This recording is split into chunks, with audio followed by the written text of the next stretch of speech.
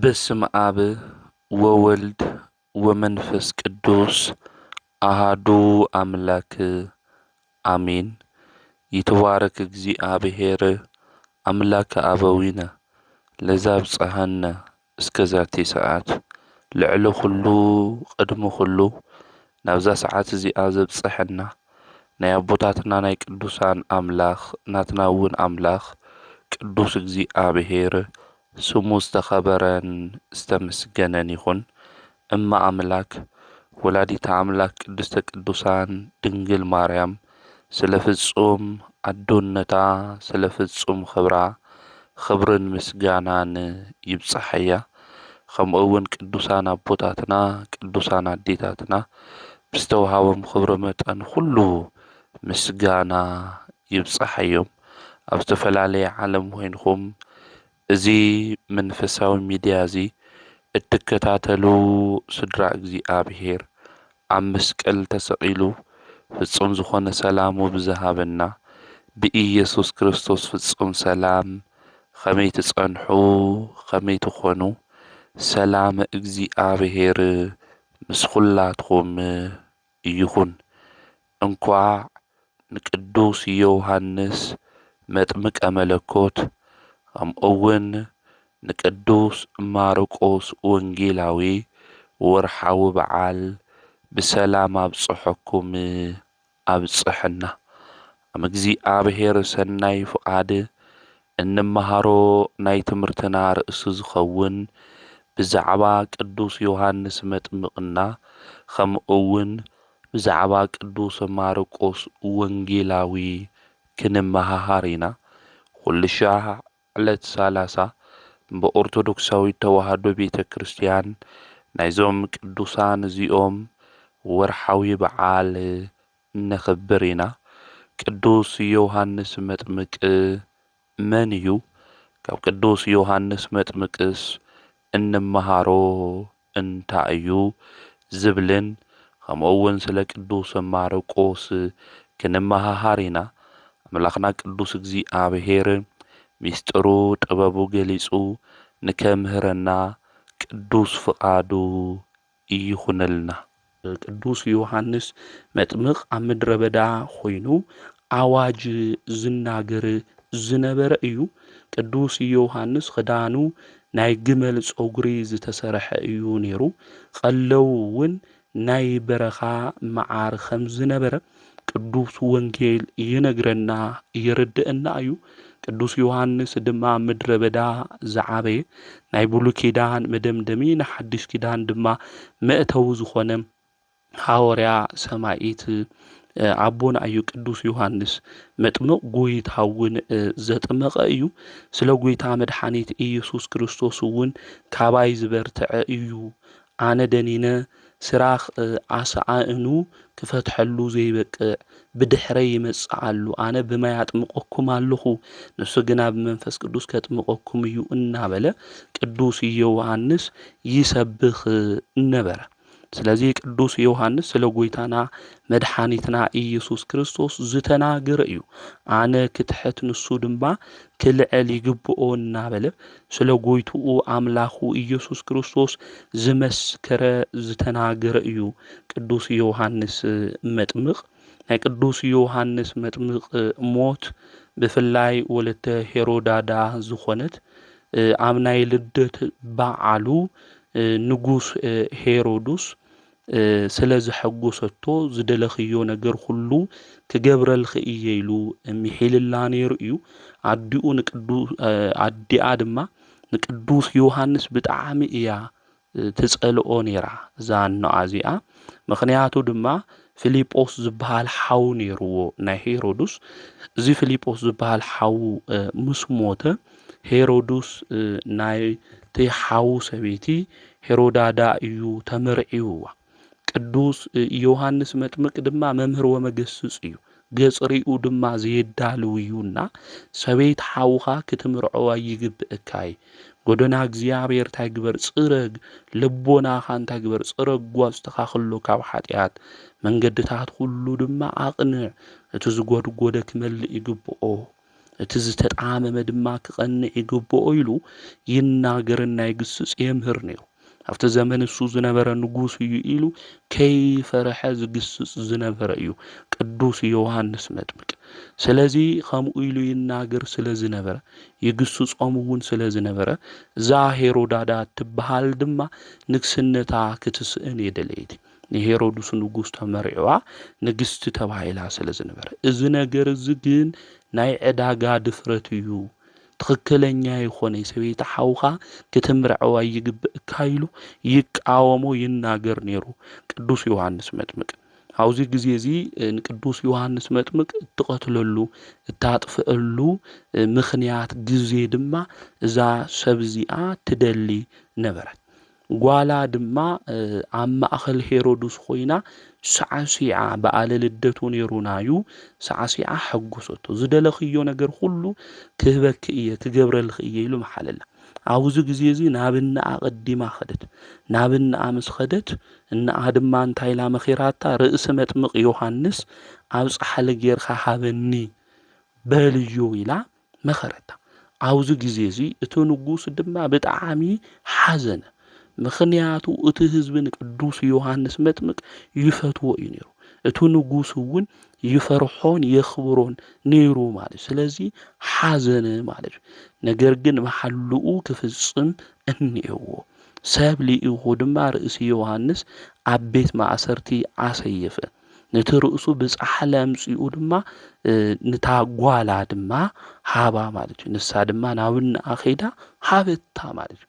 እናኣ ድማ ትምኒታ ሓሳባ ዝነበረ ናይ ቅዱስ ዮሐንስ ክሳድ ወሲዳ ብኢዳ ክትጸፍዖ ከምኡ እውን ዓይኑ ክተውፅኦ እያ ደልያ ማለት እዩ።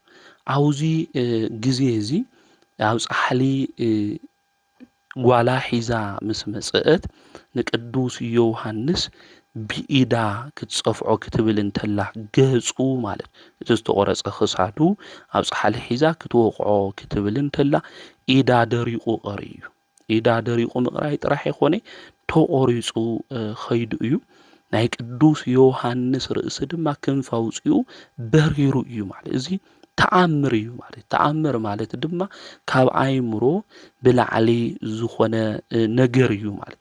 ቅዱስ ዮሐንስ እኮ ካሊእ ዝተናገሮ ነገር የለይ። እቲ ዝገብርዎ ዝነበረ እኩይ ተግባሮም ከሓድጉ ሃም ልግብኦም እዩ ቅዱስ ዮሐንስ ከሲጽዎም ነጊሩ። ኣብዚ ግዜ እውን ዘየድሊ እኩይ ተግባርና ሕደጉ ኢሎም መምህራን ክግስጹና እንተለዉ ቤተ ክርስቲያን ክተምህረና እንተላኩ ደስ ዘይብለና ሰባት እኒና። ነገር ግን እኩይ ተግባርና ኃጢአት ስራሕና ሕደጉ ኢላ ቤተ ክርስቲያን ክተምህረና እንተላ እግዚአብሔር ስለ ዝጽየፎ እዩ። እግዚአብሔር ደስ ስለለይብሎ እዩ። ንሕና ድማ ብህይወት ዘመንና ሁሉ ንእግዚአብሔር ክንሕጉስ ልኡ ድማ ክነምስግን ብልቐንዕ ጎደናና መንገዲ ክንጓዓዝ ዝተፈጠርና ምዃንና ልቢልና ክነስተውዕል ይግበአና እና ንቅዱስ ዮሐንስ ብጽፍዒት ክትወቕዖ ዓይኑ እውን ብመስፈው ክተውፅኦ እያ ደልያ ነይራ። እግዚአብሔር ግን ብዝመልክዑ እዙይ ንዓ ቀዚፍዋ ናይ ቅዱስ ዮሐንስ ርእሱ ክንፋ ውፅኣ ክትበርር እግዚአብሔር ገይርዋ እያ። ኣብ ኣየር ኮይና እውን ናይ ቅዱስ ዮሐንስ ክሳድ ማለት እዩ ዝተረገምኺ ሄሮዳዳ ናይ ሓውኺ ሰብኣይ ሄሮድስ ምእታዋ ይግብእኪ ኢሉ ተናገራ ማለት እዩ ቅዱስ ዮሐንስ ማለት እዩ። ከምኡ እውን በሪራ ብኣየር ኸደት ኢሉ ናይ ቅዱስ ዮሐንስ ገድሊ እውን ይነግረና። ሊቃውንቲ ቤተ ክርስቲያን እውን የምህሩና ማለት እዩ። ኣብዚ ግዜ እዚ ሄሮዳዳ ኢዳ ተቆሪጹ ናብ መሬት ምስ ወደቐ መሬት ተኸፊታ ሃምዳታና ኣቤሮና መጽሓፍ ቅዱስ ለሎ ተኸፊታ ውሒጣታ እያ ማለት እዩ። እታ ደራፊት ዝነበረት ሳዕሳዒት ዝነበረት ጓላ በመስዕስዓ ድማ ናይ ቅዱስ ዮሐንስ ክሳድ ቁረጽ ዝገበረት ጓላ ድማ ዓቢዳ ናይ ቤተ መንግስቲ ኣቑሑት ሁሉ ክትሰባብር ጀመረት። ናቲ ንጉስ ወታደር ድማ ኸይዱ ተናገሩ ሄሮዳዳ ከም ዝተቐሰፈት ኣብ ልዕሊኣ ድማ መቕሰፍቲ ሃምል ወረደ እቲ ንጉስ ይነግሮ ማለት። ኣብዚ ግዜ እዚ እቲ ንጉስ ብዝገበሮ ነገር ሁሉ ሓፈረ ማለት እዩ። ሓፊሩ ድማ ንኣፍቲ ቤተ መንግስቱ ዘለዉ ሰባት ለማንም ሰብ ከይትናገሩ ኢሉ ኣምሒልዎ። እታ ዝዓበደት ናይ ሄሮዳዳ ጓላ ዝኾነት ድማ ከምዚ ኢላ ተናገረት። ናይ ሓውኻ ናይ ፊልጶስ ሰበይቲ ክትእቱ ኣይግብእካ እናበለት ኣብ ቅድሚ መኳንንቲ ገሰጸቶ ማለት እዩ። ኣብዚ ግዜ እዚ ንጉስ ሄሮድስ እዚ ቃል እዚ ካብ ልሰምዕ ኢሉ ተናዲዱ ብሰይፊ ክሳዳ ንክቁረጽ ገበራ። ስግኣ እውን ዓብዪ ዓሳ ወሓጣ ማለት እዩ። ኣብዚ ግዜ እዚ ሄሮድስ ሰበይቱ ኣባሪሩ ሰበይቱ ሓዊ እዩ ተመርዒዩ ነይሩ። ነታ ሰበይቱ እውን ብዙሕ ግፍዒ ኣብፂሕላ ነይሩ እዩ። ኣርጣ ዝበሃል ናይ ጦር መራሒ ዝነበረ ኣቦ እዩ ነይሩዋ። መጺኡ ሰራዊት እውን ኣኪቡ ምድረ ገሊላ እውን ብሓይሊ ኣፈራሪሱዋ። ንንጉስ ቄሳር እውን ዝገበሮ ነገር ሁሉ ነጊርዎ። እዚ ክሰምዕ እንተሎ እውን ንሄሮድስ ካብ ዝነበሮ ስልጣን ሁሉ ኣውሪዱ ናብ እስር ቤት እውን ክእሰር ገይርዎ እዩ ማለት። ድሕር እዚ ሄሮድስ ኣብ እስር ቤት ኮይኑ ዓዊዱ ኣካሉ እናቆራረጸስ ካብ ዝበልዕ በፂሑ እዩ። ሰውነቱ እውን ብጣዕሚ ዝጨኑ ኮይኑ ፈንዲኡ ተበላሽው ብኽፉእ ኣማሙታ ሞይቱ እዩ ማለት። ጨካናት ሰባት ግፍዐኛታት ሰባት መወዳእትኦም ሃምዚ እዩ። ንሕና እውን ግፍዐኛታት ክንኾን የብልናይ። ብግፍዒ ንሰባት ንብድል እንድሕር ኮይንና መወዳእታና ሕማቕ እዩ ዝኾነ ማለት እዩ። እግዚኣብሔር ኣምላኽ ንግዚኡ ሱቕ ይብል እምበር ግፍዒ ክነብጽሕ ተለና ሰባት ድማ ነንብዕ እንድሕር ኮይንና ንብዓት ሰብ እግዚኣብሔር ይምልከት እዩ ይርኢ እዩ። ስለዚ ሰባት ክነብኪ ክነንብዕ ኣይግባእ። ፍርዱ እግዚኣብሔር ክድንጉይ ይኽእል እምበይ እቲ ዝገበርናዮ ግፍዒ ሁሉ ሕድሕድ ክበጽሐና እዩ ማለት። ሄሮድስ እውን ብዙሕ ግፍዒ ዝፈጸመ ሰብ ስለ ዝነበረ ናይቲ ቅዱስ ክሳዱ ድማ ክቁረጽ ስለ ዝገበረ ብዚ መንገዲ እዚ እግዚኣብሔር ብኽፉእ ኣማሙታ ንክሞት ገይርዎ እዩ ማለት። ስለዚ ብሂወት ዘመንና ሁሉ ጎደና እግዚኣብሔር ክነስተኻኽል ክንጸርጉ ይግብአና። ጎደና ዝተባሃለ ልብና እዩ ማለት እዩ። ልብና ኸዚ እንታይ እዩ ዝሓስብ ዘሎ? ልብና እንታይ እዩ ዝገብር ዘሎ? ኣብ ልብና ዝነገሰ እንታይ እዩ? ኣብ ልብና ዝተቐመጠ እንታይ እዩ? ወገናተይ እንታይ ኢና ንገብር ዘለና? እንታይ ኢና ንሰርሕ ዘለና? ካብ ሓጢኣት መንገዲ ወፂና መንገድታትና ኣቕኒዕና ብንስሓ ውሽጢ ተመላሊስና ቅዱስ ዝኾነ ስጉኡ ክቡር ዝኾነ ደሙ ንበልዕ ኣለና ዶ? ናብ ቅዱስ ቁርባን ንመጽእ ኣለና ዶ? እንድሕር ለይንምለስ ኣለና ኮይንና ኣብ በደል ልዕሊ በደል ኣብ ልዕሊ ሓጢኣት ንገብር እንድሕር ኮይንና መጨረሻ ማሙታና ከቢድ እዩ ዝኸውን ማለት እዩ። ስለዚ ቅዱስ ዮሃንስ መጥምቅ ከምኡ ኢሉ ስለ ዝሰበኸ ከምኡ ኢሉ ስለ ዝተናገረ ሄሮድስ ንጉስ ብከምዚ መንገዲ ንክሞት ገይርዎ እዩ። ኣብ ማቴዎስ ወንጌል ምዕራፍ 14 ብሰፊሑ እቲ ታሪክ ተጻሒፉ ስለ ዘሎ ኣብኡ ክነንብቦ ይግብአና ማለት። ቅዱስ ዮሃንስ መጥምቅ ማለት ጎይታ ዝመስከረሉ እዩ። ደቂ ኣንስትዮ ካብ ዝወለዶም ነቢያት ከም ቅዱስ ዮሃንስ ዝበለ ከምዚ የለ ጎይታ ዝመስከረሉ እዩ። ስለዚ ቅዱስ ዮሃንስ ብምውላዱ ብዙሓት ደስ ይብሎም እዩ ኢሉ እውን መልአክ እግዚኣብሔር ቅዱስ ገብርኤል እውን ተናጊሩ እዩ። ኣቦኡ እውን ዓብዪ ነቢይ ከም ዝኾን ቅዱስ ዮሃንስ ተናጊሩ። ጎይታ መድሓኒት ኢየሱስ ክርስቶስ እውን ዘጠመቐ እዩ ቅዱስ ዮሃንስ። ነዚኡ ክሳዱ ክቁረጽ ስለ ዝገበረ ተሓንቲ ክትዓብድ ተሓንቲ መሬት ተኸፊታ ክትውሕጣ ከምኡ እውን ሄሮድስ ብኽፉእ ኣሟሙታ ክሞት ዝገበሮ ማለት። ስለዚ ኣብ ልዕሊ ቅዱሳን ክፉእ ቃል እንናገር ሓደ ሰባት እኒና ብቐልዲ ይኹን ብምንም ይኹን እንናገር ሰባት እኒና። ነገር ግን እግዚኣብሔር ኣምላኽ ብምቕላድና ኣብ ልዕሊና መቅሰፍቲ ንከየምፀልና ከንጥንቀቕ መንገድና እውን ከነቕንዕ እዩ ዝግብአና። ዘይቐንዑ ብዙሓት መንገድታት እኒአውና እዮም። ዘበላሸውናዮም ብዙሓት መንገድታት እኒአውና። እዞም ለበላሸውናዮም መንገድታት እዚኦም ብንስሓ እንታይ ክንገብሮ ይግብአና? ከነቕንዖ እዩ ዝግብአና። ስለዚ ቅዱስ ዮሃንስ ጎደናኹም እንታይ ግበሩ? ጎደና እግዚኣብሔር ጽረጉ መንገድታት ኣቕንዑ እናበለ ኣብ ምድረ በዳ ዝናገር ዝነበረ እዩ። ስለዚ ቅዱስ ዮሃንስ መጥምቅ ብሂወቱ ዘመን ሁሉ ስለ ኣምላኩ ስለ ኢየሱስ ክርስቶስ ዝመስከረ ዝተናገረ እግዚአብሔር መንገዲ ድማ ቅንዑ እናበለ ብዙሓት ገሲጹ ናብ ጽድቂ መንገዲ ዘምጽአ ንስሓ እተው መንግስተ ሰማያት ቀሪባ እያ እናበለ ካብ ኃጢአት መንገዲ ናብ ንስሓ ሕይወት ዘእተወ ቅዱስ ኣቦ እዩ። ናይዚ ቅዱስ ኣቦ እዚ በረከቱ ረድኤቱ ኣማላድነቱ ምስ ኩልና ህዝበ ክርስቲያን ይኹን። ከምኡ እውን ዕለተ 30 ብኦርቶዶክሳዊት ተዋህዶ ቤተ ክርስቲያን ካብ ናኽብሮም በዓላት ሓደ ናይ ቅዱስ ማርቆስ ወንጌላዊ እዩ። ቅዱስ ማርቆስ መን እዩ? ካብ ቅዱስ ማርቆስስ እንመሃሮ እንታይ እዩ ዝብል ክንመሃር ኢና። ቅዱስ ማርቆስ ኣቦኡ አርስጦቡሎስ ተባሂሉ እዩ ዝጽዋዕ። ኣዲኡ ድማ ማርያም ተባሂላ እያ እትጽዋዕ።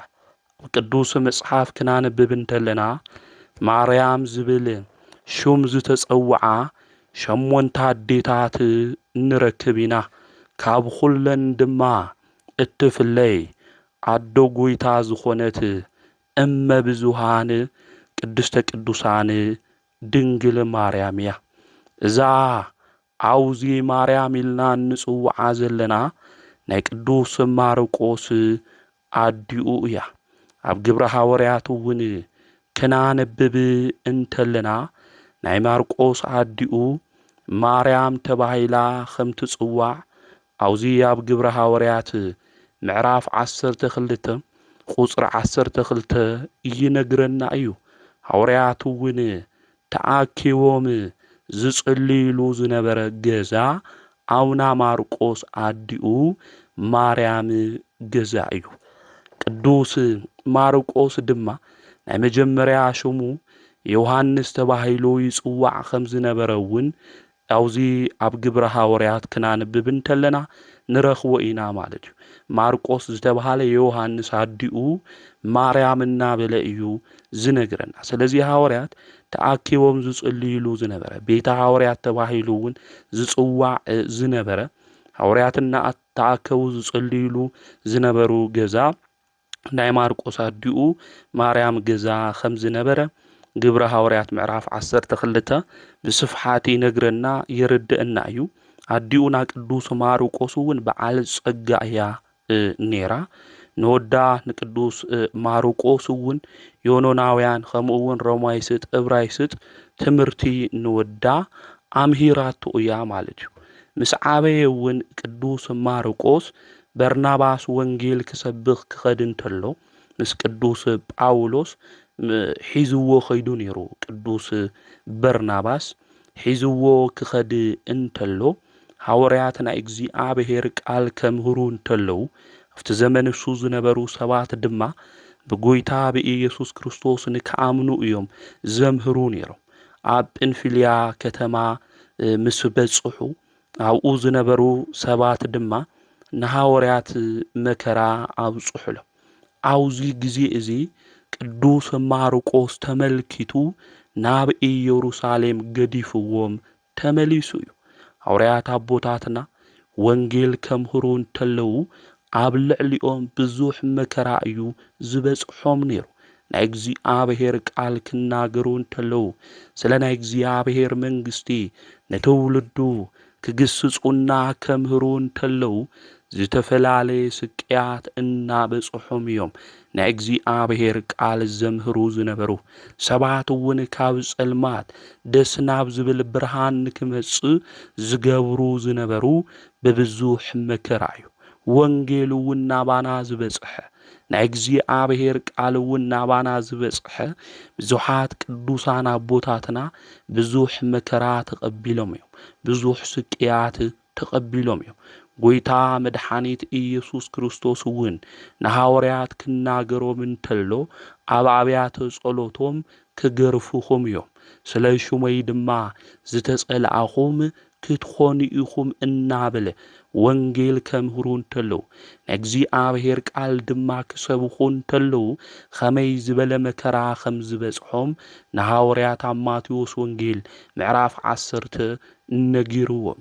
ስለዚ ኣቦታትና ሐዋርያት ቅዱሳን ናይ እግዚአብሔር ቃል ክናገሩ እንተለዉ ትውልዲ ካብ ጸልማት ኣሰራርሕ ክወፅእ ክገብሩ እንተለዉ ብዙሕ ስቅያት መከራ ፈተና ድማ ይበጽሖም ነይሩ እዩ። ስግኦም መከራ እናበጽሖ ትውልዲ ድማ ክድሕን ዝገበሩ እዮም ቅዱሳን ኣቦታትና ሐዋርያት። ስለዚ ኣብዚ ግዜ እዚ ቅዱስ ማርቆስ ምስ በርናባስ ከምኡውን ምስ ቅዱስ ጳውሎስ ክኸድ እንተሎ ኣብ ጵፍልያ ዝመከራ እዚ ክበጽሖም እንተሎ ተመልከት። ኣብዚ ግዜ እዚ ገዲፍዎም ናብ ኢየሩሳሌም ድማ ተመሊሱ እዩ። ሐዋርያት ኣገልግሎቶም ኣገልግሎም ብዙሓት ሰባት ድማ ኢየሱስ ክርስቶስ ናብ ምእማን ድማ መጽኡ። ብዙሓት ኣሕዛብ እግዚአብሔር እውን ብኢዶም ብጣዕሚ ዘድንቕ ተኣምራት ድማ ገበረ። እዚ ቅዱስ ማርቆስ ድማ ሰምዐ። ካብኦም ብምፍላዩ ድማ ሓዘነ ተጸጸተ። ድሕርዚ ምስኦም ሓቢሩ ንክኸድ ድማ ቅዱስ ማርቆስ ካሊእ ግዜ ደለየ። ኣብዚ ግዜ እዚ በርናባስ ኣኩኡ ስለ ዝኾነ ድማ ሒዝዎ ኸደ።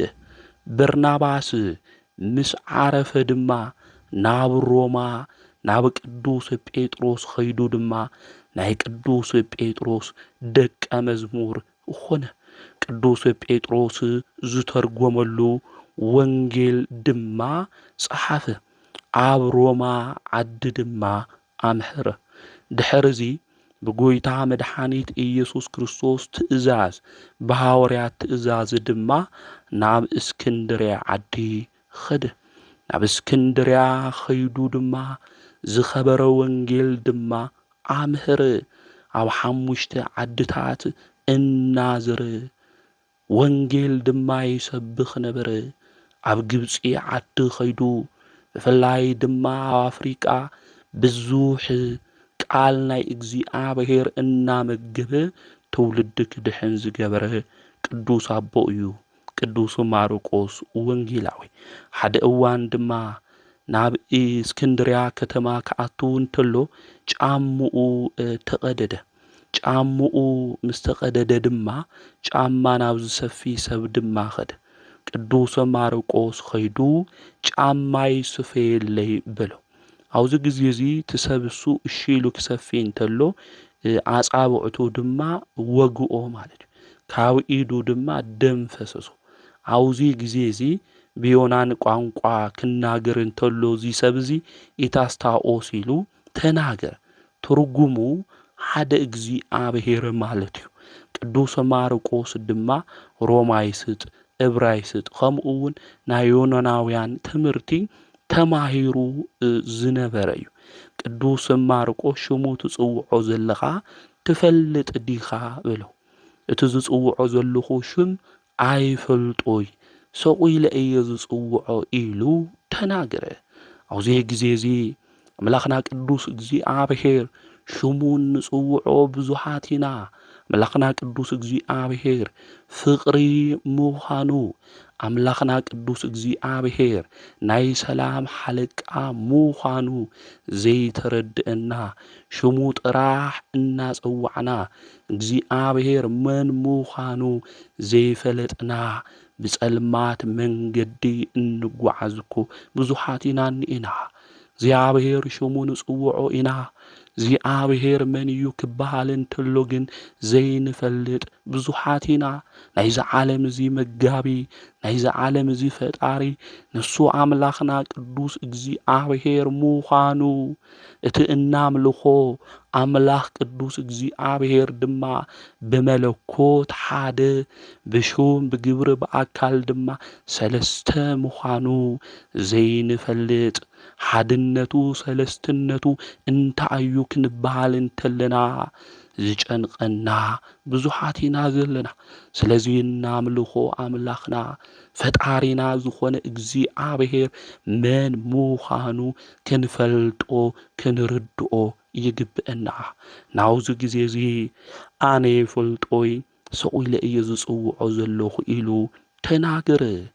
እግዚአብሔር ሰማይና ምድሪ ዝፈጠረ ኣምላክ ምዃኑ ካብ ኣዳም ጀሚሩ ኣዳም ድማ ሕጉ ናይ እግዚአብሔር ትእዛዙ ከም ዝጠሓሰ ከምኡ እውን እግዚአብሔር ብኖህ ዘመን ዝነበሩ ሰባት ብማየ ኣየ ከም ዘጥፍኦም ሙሴ ልኢኹን እስራኤል ካብ ግብፂ ባርነት ከም ዘውፅኦም ሕጊ እውን ከም ዝሰርዐሎም ናቡከደነፆር ድማ ባቢሎን ማሪኹ ን70 ዓመታት ድማ ኣብኡ ከም ዝማረኾም ድሓር እውን ናብ ኢየሩሳሌም ከም ዝተመለሱ ክርስቶስ ድማ ስጋ ለዊሱ ናብዚ ዓለም እዚ ምምጽኡ ነቢያት ትንቢት ከም ዝተናገሩሉ ንዑ እንታይ ገበሮ ማለት እዩ ኣምሃሮ ቅዱስ ማርቆስ ማለት እዩ። ስለ እግዚአብሔር ዘይፈልጡ ሰባት እኮ ብዙሓት እኒአው እዮም። ነቶም ስለ እግዚአብሔር ዘይፈልጡ ኣሕዋትና ኣሓትና ንመኽሮም ደንኾን ኣምላኽና እግዚአብሔር መን ምዃኑ እትናምልኹ ኣምላኽና ፈጣሪና ጎይታና ዝኾነ ኣምላክ ኣማልክቲና ንጽውዑ ኣምላኽና ንሱ ኣብ መስቀል ተሰቒሉ ዘድሐነና ዝተበጀወና ንዓና ኢሉ መከራ ዝተቐበል ሞይቱ ዝተንስአ ጎይታ መድሓኒት ኢየሱስ ክርስቶስ ዳግማይ ድማ ከም ዝመጽእ ንዘይፈልጡ ኣሕዋትና ኣሓትና ንነግሮም ኣለና ደንኾን ቅዱስ ማርቆስ ነዚ ሰብ እዚ የፈልጢ ክብል እንተሎ ኣምሃሮ ገሰጾ። ኣብዚ ግዜ እዚ ሰብ እዚ እቲ ናይ እግዚአብሔር ቃል ምስ ሰምዐ ብጣዕሚ ደስ በሎ። ድሕርዚ ቅዱስ ማርቆስ ናብ ምድሪ እንትፍታፉ እንትፊሉ ጭቃ ገይሩ እታ ኢዱ ተጎዲኣ ዝነበረት ኢዱ ኣድሐነሉ። ኣብዚ ግዜ እዚ ሰብ እዚ ብኢየሱስ ክርስቶስ ኣመነ። ስሙ አንያኖስ ተባሂሉ ዝጽዋዕ ሰብ እዩ ዝጫማ ዝሰፊ ዝነበረ። ቅዱስ ማርቆስ እውን ናብ ገዛይ ክትመጽእ እኒኤካ ብሎ እዚ አናኒዮስ ዝበሃል ጫማ ዝሰፊ ሰብ ናብ ገዝኡ ወሲዱ ቤተሰቡ ሁሉ ኣምጽኦም። ቅዱስ ማርቆስ እውን ኣምሃሮም ገሰጾም።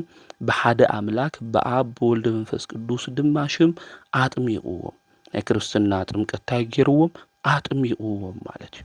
ብጎይታ ብኢየሱስ ክርስቶስ ድማ ኣመኑ ማለት እዩ። ኣብዚ ግዜ እዚ ቅዱስ ማርቆስ ተኣምር ከም ዝገበረ ከምኡ እውን ብዙሓት ሰባት ከም ዝኣመኑ ናይቲ ዓዲ ሰባት ሰምዑ። ኣብዚ ግዜ እዚ ንቅዱስ ማርቆስ ክቐትልዎ ድማ ተኣከቡ። ኣብዚ ግዜ እዚ ቅዱስ ማርቆስ አናኒዮስ ኤጲስቆጶስ ገይሩ ሸይሙ፣ ደቁ እውን ቀሳውስቲ ዲያቆናት ገይሩ ሸይሙ ናብ በርቃት ትበሃል ዓዲ ድማ ኸደ። ናብ 5 ዓድታት ኸይዱ ቅዱስ ማርቆስ ኣምህረ። ብዝቐንዐት ሃይማኖት ድማ ንከኣምኑ ብኦርቶዶክሳዊ ተዋህዶ እምነት ድማ ንክጓዓዙ ብኢየሱስ ክርስቶስ ንከኣምኑ ድማ ገበሮ። 2 ዓመት ሙሉ እናዝረ ኣምሂሩ ኤጲስቆጶሳት ቀሳውስቲ ዲያቆናት ድማ ሸሞሎ። ድሕርዚ ናብ እስክንድርያ ድማ ተመሊሱ ኸደ። ናብ እስክንድርያ ተመሊሱ ክኸድ እንተሎ ኣብ እስክንድርያ ድማ ብዙሓት ሰባት ድማ ኣሚኖም ረኸበ። እቶም ዝኣመኑ እቶም ዝተጠመቁ ሰባት ንባዕሎም ጥራሕ የነበረ። ነቶም ካልኦት እውን እንታይ ገብርዎም ነይሮም? እቲ ዝኣመንዎ እምነት የምህርዎም ይነግርዎም ነይሮም። እቲ ዝፈልጥዎ እቲ ዝተረድእዎ። ንሕና ብሂወት ዘመንና እናኣምኖ ናይ ክርስትና እምነትና ንኻልኦት ገሊጽና ንናገር ኣለና ዶ ነምህር ኣለና ዶ? እንመሃሮም ትምህርትታት እውን ለሕዋትና ለሓትና ሼር ክንገብረሎም ክፈልጡ ክንገብሮም ይግባእ። ብለይ ምፍላጥ ብለይ ምርዳ ልጠፍእ ለሎ ካብ ኦርቶዶክሳዊ ተዋህዶ ቤተ ክርስቲያን ልወፅእ ለሎ ብዙሕ ኣሕዋትናን ኣሓትናን ስለ ዘለዎ ማለት እዩ። ኣብዚ ግዜ እዚ ቤተ ክርስቲያን ሰሪሖም ብዙሓት ኮይኖም ቅዱስ ማርቆስ ረኸቦም። ድሕርዚ ካሃድያን ሰባት እኒአው እዮም። ቅዱስ ማርቆስ እዚ ኣገልግሎት እዚ ከግልግል እንተሎ ደስ ዘይብሎም ብዙሓት ነይሮም እዮም። ንሱ ግን ናብኡ ኸይዱ የጽንዓንዖም ነይሩ ብእምነቶም ኸመኢሎም ክብርትዑ ሃምልግብኦም ከምኡ እውን ናይ ርእሲ ማእዘና ዝኾነ ጎይታ መድኃኒት ኢየሱስ ክርስቶስ ከመልከቱ ንኡ ድማ ክርእይዎ ሃምልግባእ ይሰብኾምና ይናገሮም ነይሩ። ብኡ ብምእማን ድማ ናይ ዘለዓለም ሕይወት ከም ዝረኽቡ ሕይወትን ትንሣኤን እሱ ምዃኑ ይገልጸሎም የምህረሎም ነይሩ። ቅዱስ ማርቆስ እዚ ነገር እዚ ክገብር እንተሎ እዞም ከሃድያን እዚኦም ድማ ተቆጥዑ ማለት እዩ። ሚያዝያ 17 ናይ ጎይታና መድኃኒትና ኢየሱስ ክርስቶስ ናትንሳኤ በዓል ክኽብር ቅዱስ ማርቆስ ናብ ቤተ ክርስቲያን ክኣትው እንተሎ እዞም ከሃድያን እውን ኣብኡ ነይሮም ማለት ናብ ቤተ ክርስቲያን ውሽጢ ኣትዮም ብክሳዱ ገመድ እትዮምሉ እናጎተቱ ኣውፅእዎ ንቅዱስ ማርቆስ። ነዚ እዩ ቅዱስ ጳውሎስ እውን ክናገር እንተሎ ከም ዝሕረዱ ኣባጊዕ ተቆጸርና ኢሉ ዝተናገረ ነዚ እዩ። ከም ዝሕረዱ ኣባጊዕ ተቆጸርና።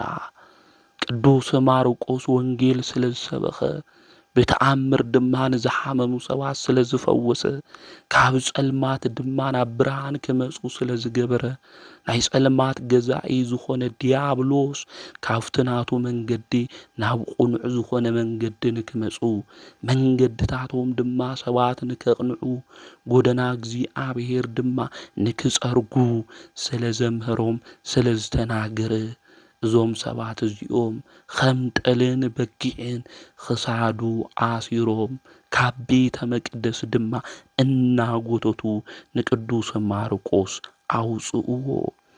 ጎይታና መድኃኒትና ኢየሱስ ክርስቶስ ድማ ተገሊጹ ከምዚ ኢሉ ድማ ተናገሮ ቃል ብቃሉ ድማ አጽናዕንዖ ምስ ሃዋርያት ሕዋቱ ከም ሃዋርያት ሕዋቱ ከም ዝቁጽር ብዙሕ ቃል ኪዳን ድማ ኣምላኽና ቅዱስ እግዚአብሔር ሃቦ። ቅዱስ ማርቆስ ብዝገበሮ አገልግሎት ሁሉ ብዝፈጸሞ ስራሕ ሁሉ ጎይታ ተገሊጹ ድማ ስለ ዘጽናዕንዖ ብጣዕሚ ደስ በሎ። እዞም ሰባት እዚኦም ኣብ ከተማ ሙሉ ክሳዱ ብገመድ ኣሲሮም ጎቲቶም ደሓር ድማ ናይ ቅዱስ ማርቆስ ስጉኡ ንከቃጽልዎ ናብ ሓዊ ድማ እተውዎ። ኣብዚ ግዜ እዚ ቁጥዐ እግዚአብሔር መጽ ጸልማት ኾነ ዝሑል ንፋስ ድማ ነፈሰ መብረቕና ንጐድጓድ ድማ ኾነ ፀሓይ ጸለመ። እዞም ከሃድያን እዚኦም ድማ ጐየዩ። ምእመናን መጺኦም ናይ ቅዱስ ማርቆስ ሥጋ ወሰድዎ። ምንም ጥፍኣት ወይ ከዓ ምንም ነገር ከይበጽሖ ዳሕና ኾይኖም ረኸብዎ። ብጽቡቕ ክዳን ድማ ገኒዞም ኣብ ጽቡቕ ቦታ ድማ ኣቐመጥዎ።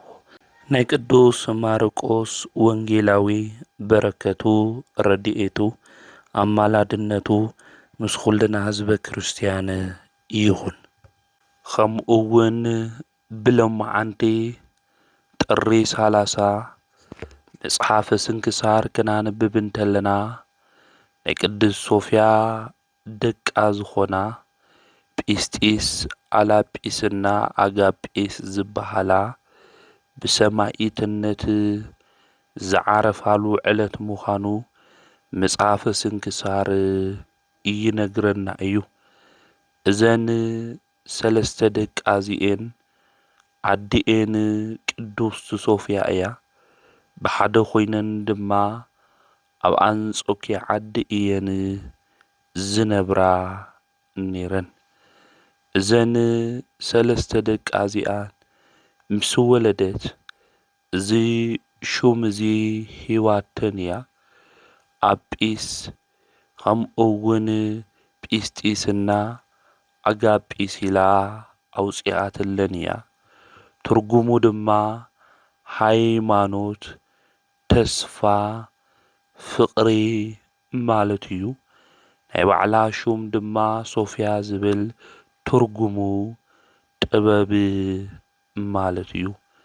ንእሽተይተን ደቃ ምስ ዓበያ ናብ ሮማ ከተማ እያ ሒዛተን ኺዳ ካብ ህፃንነተን ጀሚረን ጽቡቕ ኣምልኾን እግዚአብሔር ምፍራሕ ናይ ቤተ ክርስቲያን ትምህርቲ እናምሃረተን እያ ዓብያ። ኣብቲ ዘመን እሱ ዝነበረ ንጉስ ድማ ኣርያኖስ ዝተባሃለ ከሓዲ ንጉስ እዩ ነይሩ። ናይዘን ህፃናት እዚአን ወረ ምስ ሰምዐ ድማ ናብኡ ንክመፃ ኣዘዘ። ንሳተን እውን ናፍቲ ንጉስ ቅድሚ ምስ መፅኣ ዓዲአን ድማ ትመኽረንን ተጸናዓንዐንን ነበረት። ደቀይ ዓጀኹን ብዚ ሓላፊ ዓለም እዚ ኽብሪ ብምርኣይ ለብኽን ከይደክም ካብ ዘለዓለማዊ ኽብሪ ከይትርሕቓ ምስቲ መርዓዊ ክርስቶስ ኾይንኽን ናፍቲ ሰማያዊ መርዓ ንክትኣትዋ ጠንክራ እናበለት ንደቃ ትግስጸንን ተጸናዓንዐንን ነበረት ቅዱስቲ ሶፍያ። እዘን ህፃናት እዚአን ዕድመአን እቲ ዓባይ 12 ዓመታ እዩ። እታ መበል ካልኣይ ድማ 10 ዓመታ እዩ። እታ መበል ሳልሳይ ድማ 9 ዓመተን እዩ ነይሩ። ስለዚ እዚአን ብዕድመ እኳ ገና ዘይጠንከራ ህፃናት ዝነበራ እየን። ነገር ግን ብሃይማኖታዊ ትምህርቲ ዝጸንዓ ዝበርትዓ እየን ነይረን።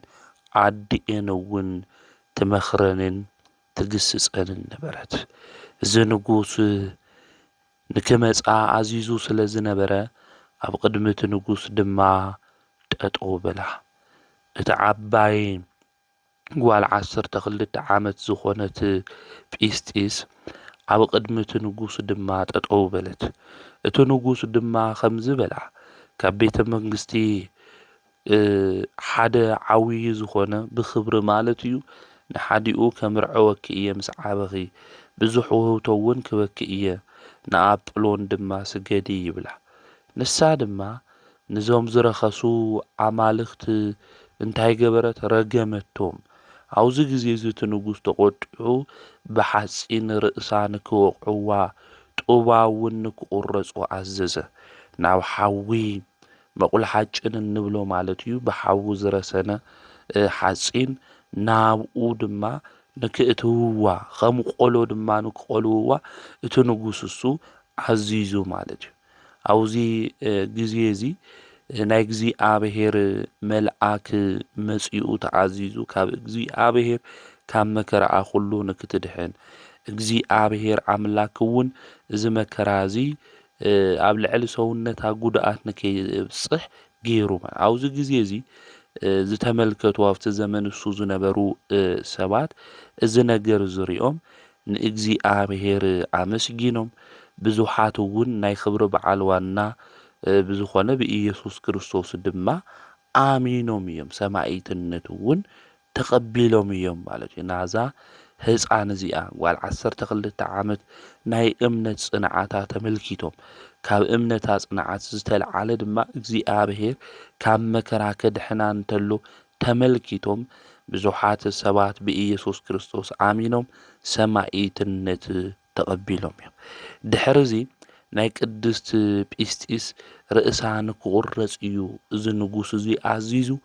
ርእሳ ድማ ብሰይፊ ተቖሪፁ ምስክርነታ ድማ ፈጸመት። ናይ ምስክርነት ኣክሊል እውን ተቐበለት። ኣዲኣ ስጋኣ ወሲዳ ድማ ገኒዛ ቀበረታ ማለት እዩ። ከመይ ዝበለት ብእምነት ዝጸንዐት እያ ቅድስቲ ሶፍያ።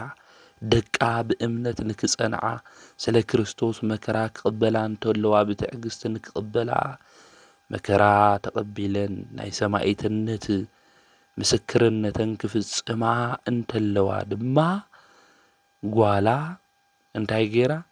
ቀቢራታ ማለት እዩ። እዚ ናይ እምነት ጽንዓት የድሊ እዩ ማለት እዩ። ድሕሪ እዚ ብፍላይ ኣጋጲስ ድማ ካብ ስቃይ ዝተለዓለ ንከይትድንግጽ ቅድስቲ ሶፍያ ተጽናዕናዓ ነበረት፣ ንከይትፈርሕ ማለት እዩ።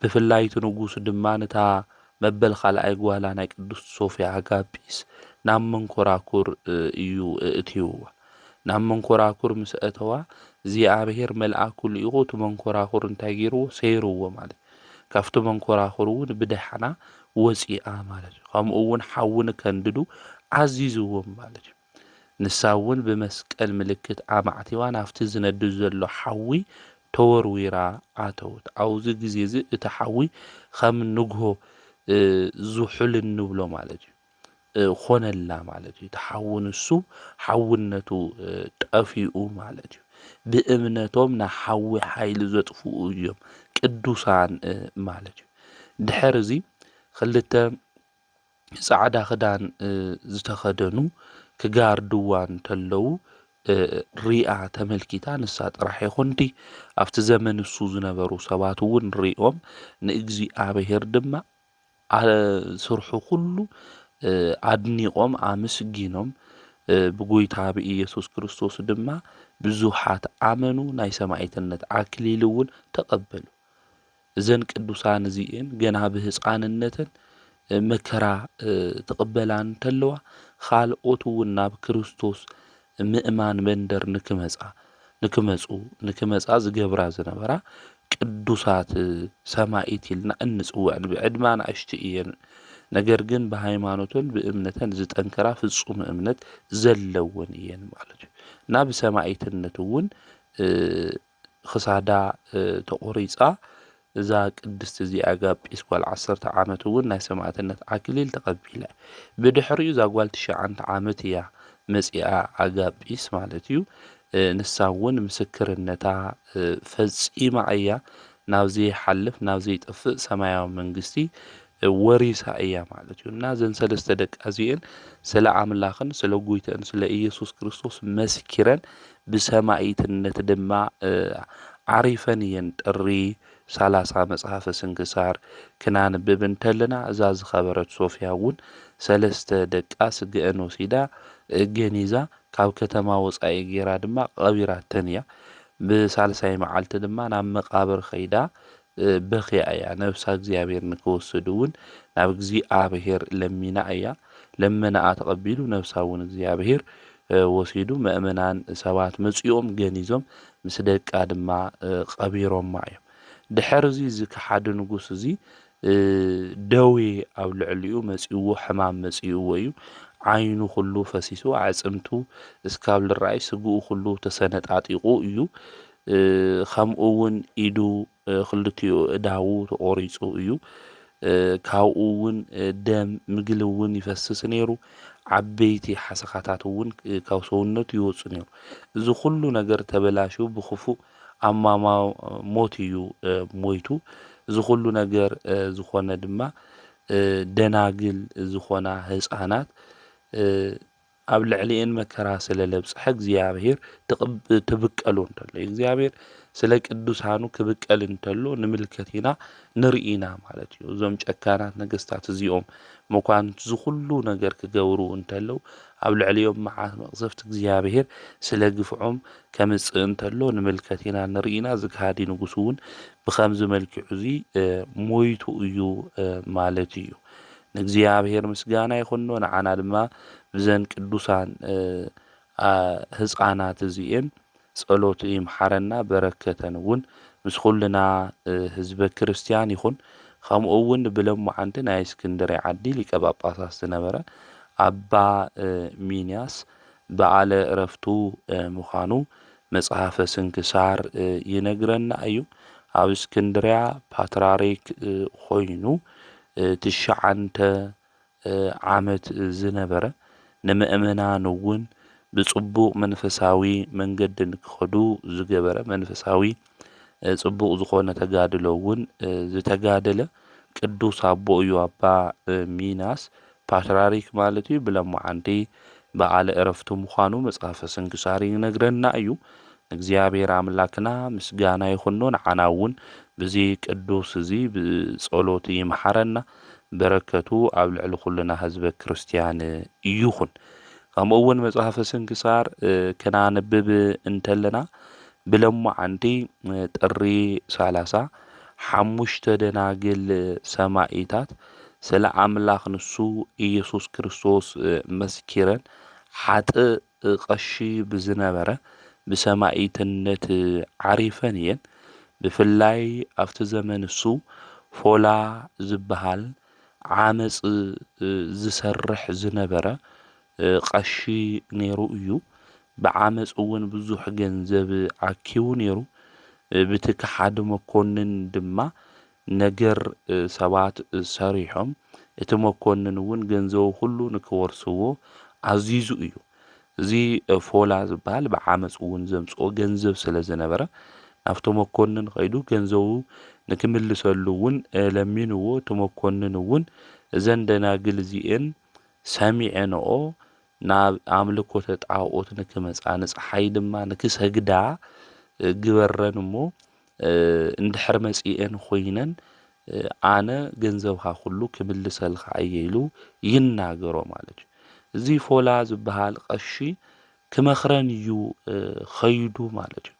እዘን ደናግል ግን ከም ዝበልኦ ኣታና ሰይጣን ወዱ ዝኾንካ ናይ ክብሪ በዓል ዋና ዝኾነ ክርስቶስ ክንክሕድ ከመይ ኢልካ ትፍትነና? ንስኻ እኮ ናይ ቀደም መምህርና ነርካ ኢኻ ኢለን ይናገርኦ ማለት እዩ። እቲ መኮንን እውን ቃለን ምስ ሰምዐ ንክግረፋ እዩ ዓዚዙ ማለት እዩ። ንሳተን ግን ምንጋር ጠጠው የበላይ ስቃይ እውን የፈረሓየ ማለት እዩ። እቶም መኮንን ፎላ ዝበኸተ ዝሞተ ማለት እዩ እንስሳ ስጉኡ ንክበልዕ ደሙ ንክእዝዝ ኣዘዞ። እዚ ትገብር እንድሕር ኮይንካ ገንዘብካ ክምልሰልካ እየ በሎ። ፎላ እውን ከምኡ ገበረ ማለት እዩ። ከምኡ እውን ኣብ መወዳእታ እንታይ ኢልዎ ገንዘብካ ክምልሰልካ እንድሕር ኮይነ ነዚአን እንታይ ግበረን ቅተለን ዘንደናግል ኢልዎን። ኣብዚ ግዜ እዚ ልቡ ኣጽኒዑ ክቀትለን ድማ ኸደ ማለት እዩ። ከም ኣስቆሮታዊ ይሁዳ ልቡ ብገንዘብ ፍቅሪ ተታሒዙ ማለት እዩ። ኣብዚ ዘመን እዚ እኮ ብገንዘብ ፍቅሪ ልቦናና ተታሒዙ ዘይድሊ ተግባር እውን ንሰርሕ ብዙሓት እኒአና። ገንዘብ ኢልና ናብ ሰብ ነብሲ እናጥፍእ፣ ለገንዘብ ኢልና እንሕወሹ፣ ለገንዘብ ኢልና እንዕምፅ፣ ለገንዘብ ኢልና ናይ ርኩሰት ተግባራት እንፍፅም፣ ኣብ ሓጢኣት ውሽጢ እውን እንመላለስ ብዙሓት እኒአና ኢና። እዚ ሰብ እውን ፎላ ዝበሃል መጀመርያ ጣዖት ንከምልኻ ዘይኮነ መንገዲ እምቢ ምስ በልኦ እቲ ንጉስ እዩ ገይሩ ዝበኸተ ስጋ ከምኡ እውን ደም ንክሰቲ ገይርዎ ማለት ብድሕሪኡ ድማ ንክቀትለን ገንዘቡ ክምለሰሉ ማለት እዩ። ኣብዚ ግዜ እዚ እሺ ኢሉ ልቡ ኣጽኒዑ እሺ ኢሉ ብገንዘብ ፍቅሪ እውን ልቦንኡ ስለልተደፈነ ማለት እዩ። ነተን ደናግል ድማ ከምዚ ኢለን ተናገራ ኦ ናይ ጎይታና መድሓኒና ኢየሱስ ክርስቶስ ከሓዲ ኢለንኦ ማለት እዩ።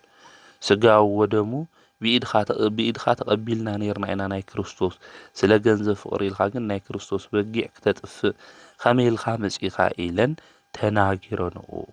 ኣብ መወዳእታ ብሰይፊ ክሳደን እንታይ ገይርዎን ቆሪፅዎን። እቲ መኮንን ናይ ፎላ ድንቁርንኡ ሪኡ ከምኡ እውን ልክዕ ሰብ ዘይምዃኑ ተረዲኡ ንኡ እውን ብሰይፊ ንክሞት ገይርዎ ማለት ብነብሱ የኾነ ከምኡ እውን ንገንዘቡ ንሃይማኖቱ የኾነ ይሰብሲ።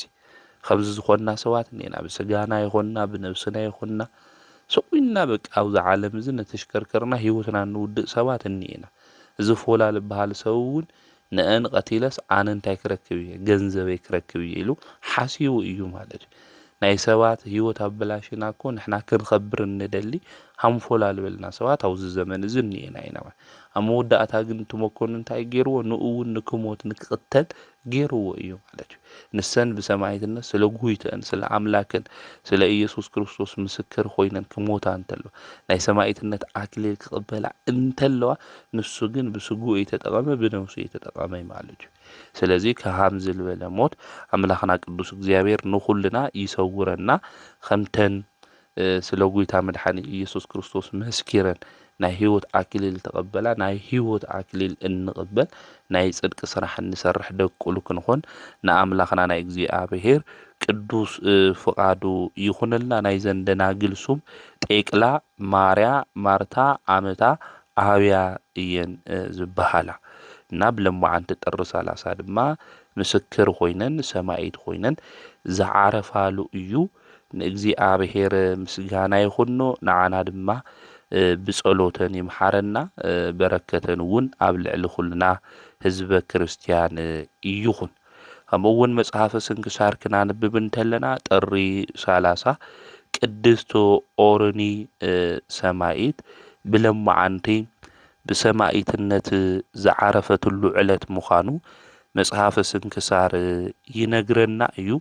መርቅያኖስ ዝበሃል ንጣዖት ዝሰግድ ናይ ሮማ ንጉስ ዝነበረ ጓሉ እያ እዛ ኦርኒ ቅድስት ማለት እዩ።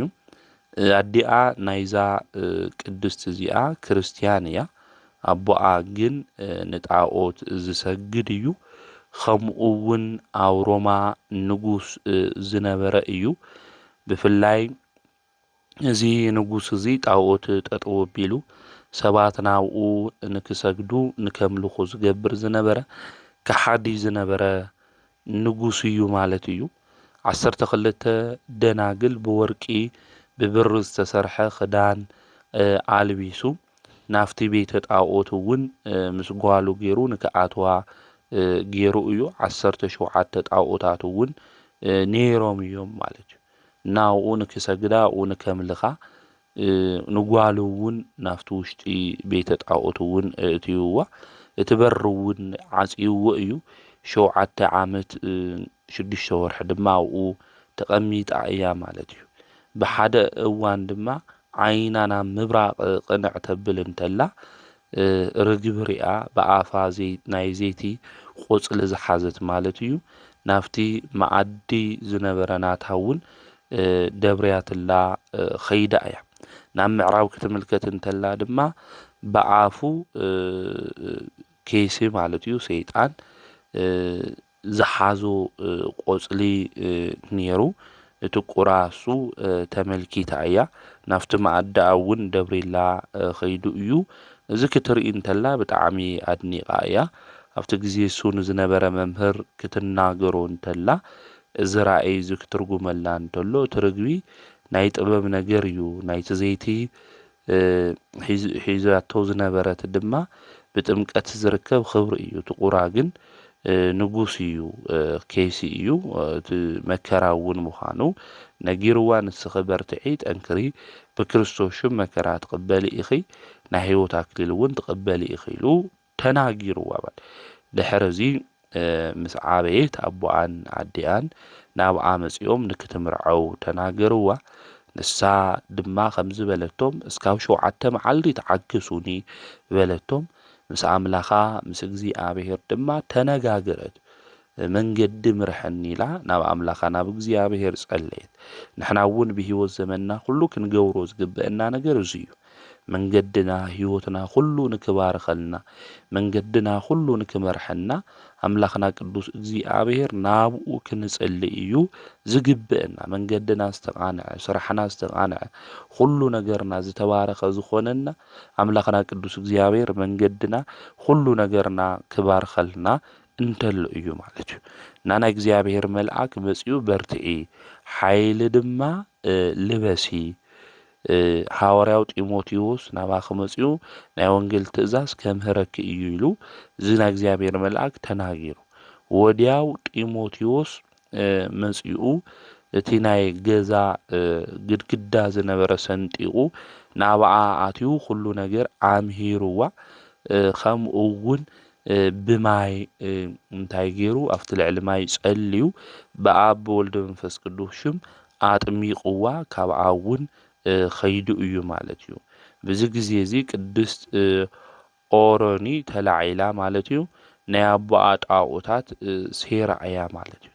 ኣቦኣን ኣዴኣን ድማ ናብኣ መጺኦም ስለቲ መርዓ የውግዕዋ። ንሳ ድማ ንሰማያዊ መርዓዊ ኢየሱስ ክርስቶስ ተጸዊዐ እየ ብሽሙ እውን ተጠሚቐ እየ ኢላ ተናገረቶም። ኣቦኣ ከሓዲ ንጉስ እዩ። ብጣዕሚ ተናዲዱ ናይ ጓሉ ነገር ምስ ሰምዐ ብቁጥዐ እውን ተመሊኡ ካብቲ ዝነበረቶ ቦታ ኣዳራሽ እናጎተተ ኣውሪድዋ እዩ። ኣዲኣ ድማ እናበኸየት ኣብ ልዕሊኣ ሓመድ ነስኒሳ ትኽተላ ነበረት ብሰንሰለት ኣሲሩ ድማ 4 ፈረሳት ማለት እዩ ኣብ ጭሮኦም ኣሲሩዋ ማለት እዩ ንክጎትዋ እውን ገይሩ እዩ እዚ ከሓደ ንጉስ እዚ ኣቦኣ ማለት እዩ እዞም ፈረስ እውን ክጎትዋ እንተለዉ ካብ ሰውነታ ደም ይፈስስ ነይሩ እዩ ነገር ግን እዚ ንጉስ እዚ ኣብቶም ፈረስ ሰንሰለት ኣሲሩ ንክጎትዋ ትእዛዝ ክእዝዝ እንተሎ ሓደ ካብቶም ፈረስ ኣምሊጡ ግን ናይቲ ንጉስ የማነይቲ ኢድ እንታይ ገይሩ እዩ ማለት እዩ ቆሪፅዎ ነይሩ እዩ ናይ እግዚአብሔር ተኣምር ኣብዚ ተመልከቱ ማለት እዩ ኣብዚ ግዜ እዚ እቲ ንጉስ ወዲያው ወዲቁ ሞይቱ እዩ ማለት እዩ ኦሮኒ ግን ናይ እግዚአብሔር ጸጋ ኣብ ልዕሊኣ ስለለሎ ናብ እግዚአብሔር ጸልያ እቲ ዝሞተ ኣቦኣ ንጉስ ካብ ሞት ንክልዓል እቲ ዝተቆረፀ ኢዱ እውን ንክምለሰሉ ገይራ እያ ማለት እዩ ድሕሪ እዚ እቶም ህዝቢ ዝስራሕ ዝሪኦም ኣድኒቆም ኣቦኣ ንጉስ እውን ብጎይታ ብኢየሱስ ክርስቶስ ኣሚኖም እዮም ከምኡ እውን 30,000 ዝኾኑ ህዝቢ ኣብ ሓደ መዓልቲ ተጠሚቆም እዮም ማለት እዩ ናይ እምነት ጽንዓታ ናይዛ ጓል ንጉስ ንብዙሓት ሰባት ንክምለሱ ገይራ እያ ንሕና ብህይወት ዘመንና ብሃይማኖት መንገዲ ክንጓዓዝ እንተለና ብዙሓት ሰባት ንምልስ ኣለና ደንኾን ክርስቲያን ብምዃንና ኦርቶዶክሳውያን ብምዃንና ሪኦም ይምለስ ኣለዉ ይመጽእ ኣለዉ ደይኾነ ወይስ ንሕና ብዓመፅ ብበደል ብለይረብሕ መንገዲ ስለንኸድ ኣይ እዚኦም የረውሕ ኢሎም ሃይማኖቶም ገዲፎም እዮም ልጓዓዙ ስለዚ ምስትውዓል ልቢ ምባል የድሊ እዩ ማለት እዩ ንጉስ ዳኪዎስ እዚ ሰሚዑ ናብቲ ዓድሱ መጺኡ እዩ ኦሮኒ እውን ብርእሳ ጾጉሪ ንክሰቕልዋ ከምኡ እውን ተበን ጥንቅርቢዒት ናብ ዘለዎ ጉድጓድ እውን ንክእትውዋ ኣዚዙ እዩ ኣብቲ ግዜ እሱ ብእግዚአብሔር ሓይሊ እቶም ነኺሶም ሰብ ዝቐትሉ ተመን ከምኡ እውን ጥንቅርቢዒት እንታይ ኮይኖም እዮም ሞይቶም እዮም ብእግዚአብሔር ሓይሊ ማለት እዩ ብመጋዝ እውን ንክስንጥቅዋ ኣዚዙ ነይሩ እቲ መጋዝ እውን ተሰቢሩ እቲ ንጉስ እውን ሞይቱ እዩ ማለት እዩ ነዞም ዝኣምኑስ እዚ ምልክት እዚ ክተሎም ኢሉ ኣብ ማርቆስ ወንጌል ምዕራፍ 16 ክናንብብ እንተለና እቲ ሓደ እንታይ እዩ ማለት እዩ ዝጎድእ ነገር እኳ እንተሓዙ እንታይ ገብሮም ክነኽሶም ሃምለ ይኽእል ተበን እውን ክሕዙ ከም ዝኽእሉ ከምኡ እውን መርዚ ዝጎድእ እኳ እንተሰተዩ ከምዚ ይቀትሎም ይነግረና የርድአና እዩ ማለት ስለዚ ብሓይሊ እግዚአብሔር እቶም መርዚ ዘለዎም ነገራት ክቀትልዋ ይኽኣሉ ንባዕሎም ሞይቶም እዮም ብመጋዝ ንክትስንጠቕ ንክትሞቱ ኣዚዙ እቲ መጋዝ ተሰይሩ እቲ ንጉስ እውን ሞይቱ እዩ ብድሕሪኡ ናይ ዳኪዎስ ወዱ እዩ መጺኡ ማለት እዩ ናብቲ ዓዲ መጺኡ እውን ኸቢብዋ ማለት እዩ እዛ ቅድስቲ እዚኣ ድማ ሒዙ ብጣዕሚ ዝበልሑ መርፊ ብኢዳ ብእግራ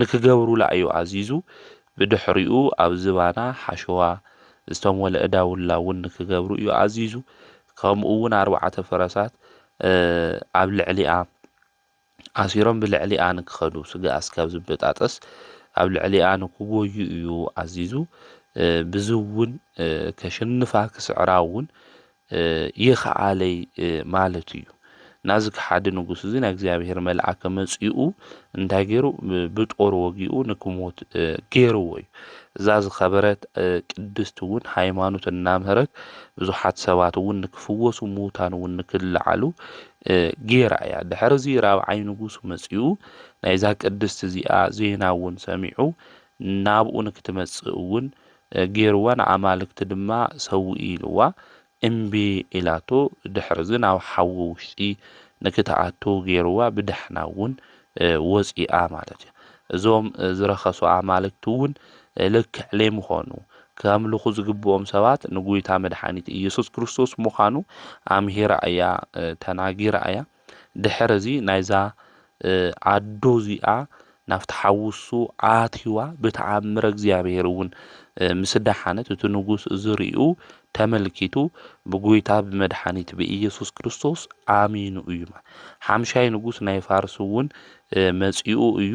ምስ መጽአ ነዛ ቅድስቲ እዚኣ ብኢዱ ሒዝዎ ዝነበረ ጦር ወጊእዋ ሞይታ እያ። ካብ ሞታ ግን ንክትለዓል ናይ እግዚአብሔር መልአክ ገይሩ እዩ። ብስም ኢየሱስ ክርስቶስ እውን እናምህረት ናፍቲ ከተማ እሱ ኣትይዋ እያ። ንእሽተይ ግዜ ምስ ጸንሐት ድማ ዓሪፋ እያ እዛ ኣዴና እዚኣ ጥሪ 30 በዓለ ዕረፍታ ምዃኑ ቅዱስ መጽሓፍ ይነግረና እዩ። መጽሓፈ ስንክሳር ንእግዚአብሔር ምስጋና ይኹን። ንዓና እውን ብጸሎቱ እዛ ኣዴና እዚኣ ይምሓረና። በረከታ እውን ኣብ ልዕሊ ኩልና ህዝበ ክርስቲያን ይኹን። ከምኡ እውን ቅዱስ ጎርጎርዮስ ተኣሎጎስ ናይ መለኮት ነገር ዝናገር ናይ ቅዱስ ጎርጎርዮስ ዝኽሩ ምዃኑ እማዓንቲ ቤተ ክርስቲያን ትነግረና ተምህረና እያ። ከምኡ እውን መነኩሴ ዝነበረ ቅዱስ አክርስጥሮስ ኢልና እንጽውዖ ብሎማዓንቲ በዓለ ዕረፍቱ እዩ።